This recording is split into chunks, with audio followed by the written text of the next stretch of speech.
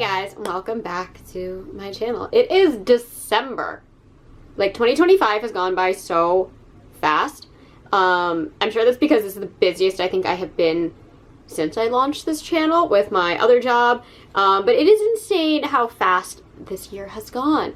So we are diving into the final month of the year. I don't think I'm gonna reach my reading goal for the first time in like 5 years. I'm gonna do a whole video on that though. But it's time for our November 2025 wrap up. Yeah, so my goal was to try and read 7 books this month, and I like started out crushing a book in literally like a day. And I was like so proud of myself. And I've read 3. I read 3. So that sucks a bit, but you know what? Oh well, things happen, life happens. I've had a really amazing 2025, but I'm going to dive into all of that in another video, and today I'm going to talk about the 3 books that I did get through, because they were not what I would normally read. I did read one physical brand new release. I do have a whole review on this bad boy here. We're going to talk really in depth about this, but then I read a nonfiction book that was on my most anticipated reads list, and I did a review of on my channel. I don't think I've ever reviewed a nonfiction book on my channel as a standalone video before. I did it for y'all. It's very horror adjacent.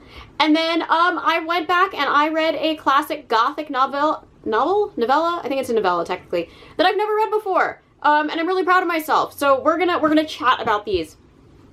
So first up, we gotta talk about this book. The reason I keep grabbing this book is because this is the only physical book I have of the 3 books that I read this year, oh my god, this month. But this is How Bad Things Can Get by my beloved Darcy Coates. If you've been on my channel for a very long time, you know I love Darcy Coates. She's an instant buy author for me. I'm currently reading the final book in the Gravekeeper series by her. I'm reading it at a glacially slow pace. Literally not because I don't like it, but because I do not want this series to end, and it like breaks my heart that it's almost over. But in the meantime, I read this.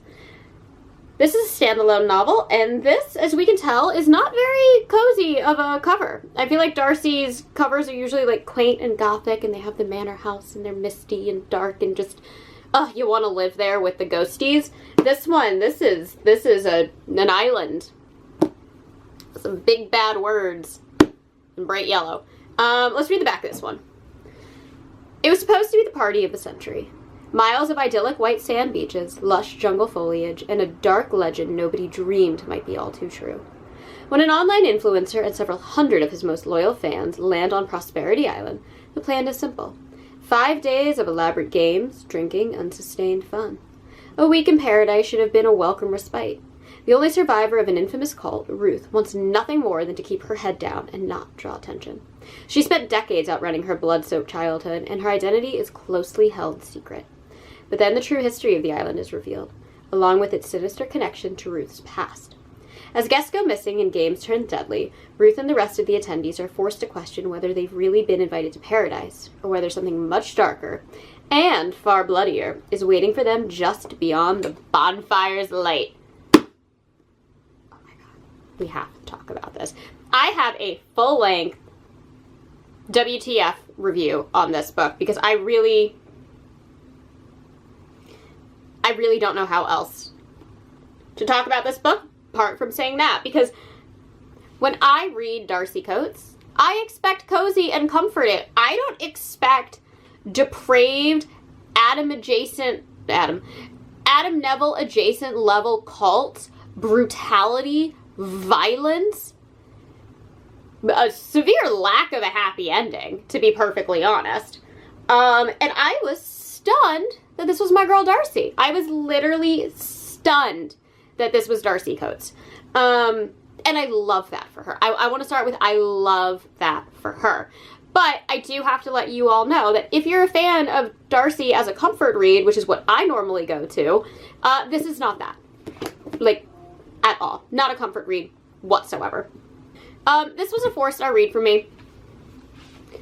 And I think the reason it's a 4-star read for me is because I think Darcy Coates is still kind of finding her footing in more traditional horror. This is the most brutal book I have read from her thus far. I think the closest we got previous to this was From Below, where she like really like kind of dove into body horror, and I've seen her do really scary imagery before. The Creature in the Haunting of Ashburn House is still burned in my head. The scene where it's on the roof, I think it's just phenomenal, and that's actually the scene that made me fall in love with Darcy Coates. So I know she can do scary. This is not supernatural, which I think is another thing. I actually don't know if she's ever done like a not supernatural book, but it's not even like something supernatural might be happening and then, oh no, it was just the person in the walls or whatnot, right? Like, it's nothing like that either, which is like a very Riley Sager thing to do. This is just like the horror of humans. And it's kind of like if like YouTubers did Fire Festival and it turned into Lord of the Flies with cults. And I'm just gonna kind of leave it at that. It's got like, she has a very interesting way of doing characters. And I really always feel like her main leads tend to be the same person over and over and over again, but at the end of the day, you find something likable in their flawless morality. This is the first time I've read a Darcy Coates book where we had, again, the kind of cut and paste protagonist and then all of these amazing and crazy things happen around them, where I just was like, I don't love you, and I don't love your moral compass, and I don't really love the decisions that you're making. So I kind of struggled with our lead, but it was really interesting reading about her absolutely ridiculous friend group and this entire situation that she's on. I loved how it was really poking fun of social media and influencers and the idea of being like an Instagram celebrity, and what people will do to achieve that level of fame and success and money and notoriety.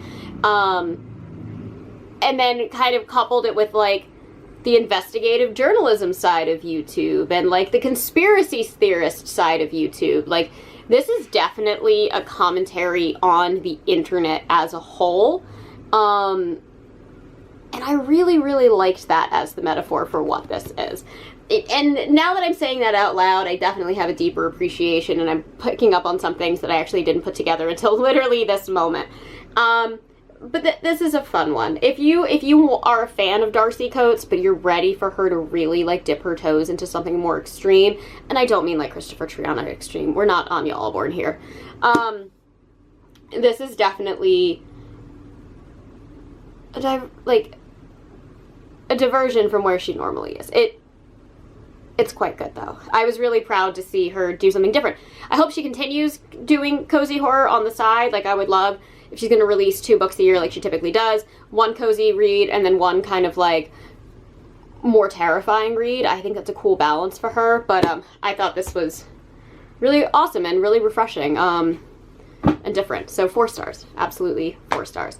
Next up, I read a nonfiction book. I read Screaming. No, that's not what it's called. I read Your Favorite Scary Movie by Ashley Collins. The full title is Your Favorite Scary Movie: How the Scream Films Rewrote the Rules of Horror. Again, I do have a full in-depth review on this. I thought this was a really, really fun read.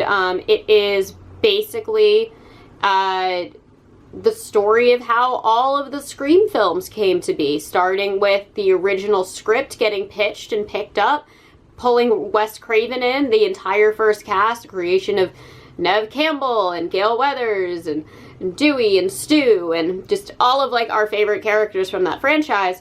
And then all of the ways that it turned into a franchise beyond just being like this one-shot, like low-budget cult film, to what it is today. It goes very deeply into all of the drama that was associated with Scream 3 and Scream 4 and Scream 5 and Scream 6 and Scream 7. Which, because there's a lot, and it does a really good job of kind of going over all of it. I will say there's a couple things that I wish it talked about. I wish there were a couple perspectives that Ashley Collins was able to get.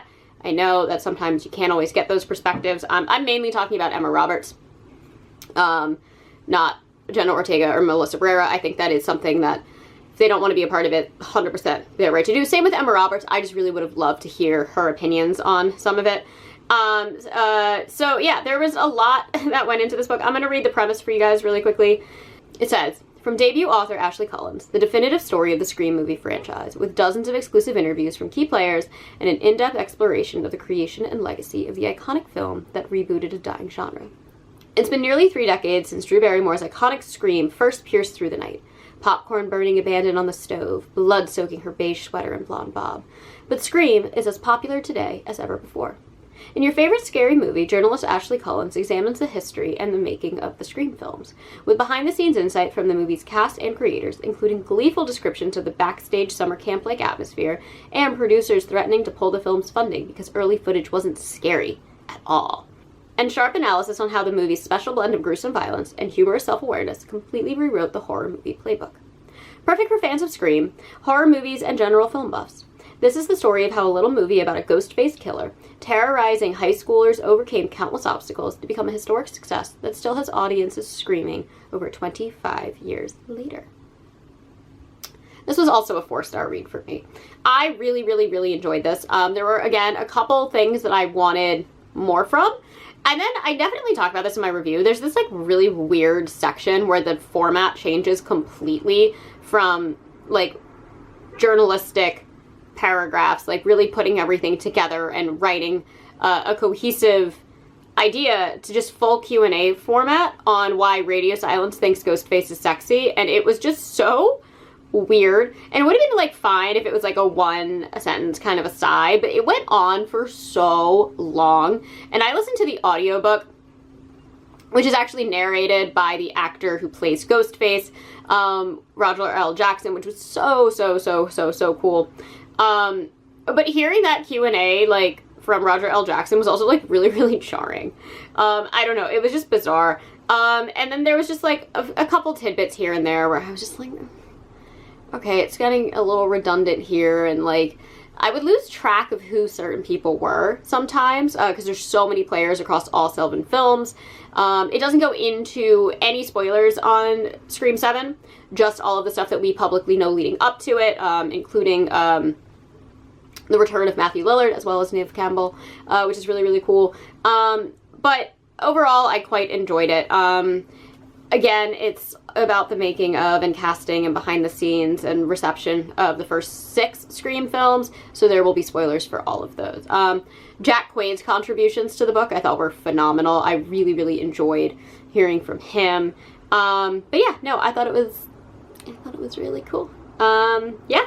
And I definitely recommend listening to the audiobook. I've been using audiobooks a lot just because I've been so busy and I don't have a lot of time to physically sit down and read this year. And this one was a really, really, really fun experience to hear Ghostface telling me the story. He only does the Ghostface voice at the beginnings of each chapter. He keeps it like his normal voice for the rest of it, but it was really, really cool. Okay, and then last but not least, I can't believe I've never read this before, and I'm going to do a whole dissecting of Gothic Lit episode on this. I haven't done one of those in ages, and ages, and ages, and ages. But I read The Castle of Otranto by Horace Walpole, which is allegedly the first ever Gothic novella, piece of Gothic literature, debatably, and I am so happy that I did. I'm so happy that I did. Alright, so for those of you who are unfamiliar with The Castle of Otranto, let's read the premise, okay? First published pseudonymously. I didn't realize that looking at pseudonymously written out, that is a word. In 1764. 1764. The Castle of Otranto purported to be a translation of an Italian story of the time of the Crusades. In it, Walpole attempted, as he declared in the preface to the second edition, to blend the 2 kinds of romance, the ancient and the modern. Crammed with invention, entertainment, terror, and pathos, the novel was an immediate success, and Walpole's own favorite among his numerous works. The novel is reprinted here from a text in 1798, the last that Walpole himself prepared for the press. Okay, I don't actually know if I read that edition.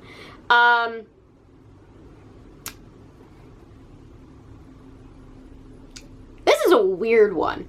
This is a weird one. It's definitely like the first of the Gothic novels because there's so many Gothic cliches touched upon but not expanded upon, and I don't see them quite the way that I expect to when I am reading a Gothic novel, so that kind of took me off guard a little bit. It reads more to me like a Shakespearean tragedy, if I'm being perfectly honest, than like an eerie, looming Gothic novel, even though it is set in this castle. But all of these like ridiculous things happen. So this is the story of the Castle of Otranto, which is led by Prince Manfred. He is married to the Princess Hippolyta, and they have 2 children, Matilda and Conrad. Conrad, nobody really likes except for Manfred. Manfred really just likes his son because he's a son. But other than that, people don't really care about Conrad. And Conrad is supposed to marry this neighboring Princess Isabella. So she's there, their wedding day happens. It also happens to be Conrad's birthday. Everybody's hanging out, they're waiting for the wedding to happen, and boom! Helmet falls out of the sky. A massive effing helmet falls out of the sky, kills Conrad. You would think that this story would be about, because this is like the first scene in the story. You'd think that this story would be about like everybody being upset of Conrad's death. Dude, like literally nobody really cares. Everybody's like sad and stunned for like all of 5 minutes. And then it's all about Manfred realizing that he no longer has an heir and he's got to figure out what to do, because there's some prophecy that says that his family will lose their castle when the rightful owner is too big to fill in the space. And here's this massive helmet that's fallen from the sky. So everybody's like, oh my god, the prophecy is coming true. We're going to lose it. And he's like, I have to get some heirs.